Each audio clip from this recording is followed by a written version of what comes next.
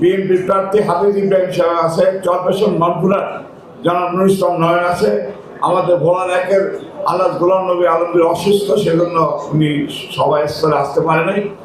আমরা অতীতে ভোলা থেকে যেভাবে লোক আসতো তার চেয়ে দ্বিগুণ হারে ইনশাল্লাহ আমরা সবাই স্তরে যায়, সেভাবে একটু সবাই দৃষ্টি দেবেন।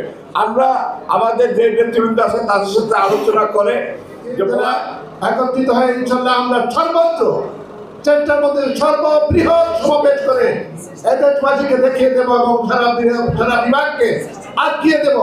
এবং ইনশাল্লাহ আমাদের দক্ষিণের সদরের নেতা মাথা ঝুলিয়ে বলছেন, আমাকে সম্মতি দিচ্ছে। আপনাদেরকে সবাইকে আমি বিরক্ত না করে সবাইকে ধন্যবাদ জানিয়ে আমরা মনে করি সমস্ত জেলাবাসী হাফিজ ভাই, মেজর হাফিজ ভাই সহ বরিশাল বিভাগের সদর ভাই সহ অন্যান্য সিনিয়র নেতৃবৃন্দ, আসসালামু আলাইকুম। বরিশাল বিভাগের সমাবেশগুলোকে সার্থক করার চেষ্টা করেছি এবং আগামীতেও আমরা এই যে 26 তারিখের প্রোগ্রামে দেশটার আসা উপলক্ষে এমনি দীর্ঘদিন তাকে একটু সবচেয়ে বেশি বলেই আমার কাছে মনে হয়।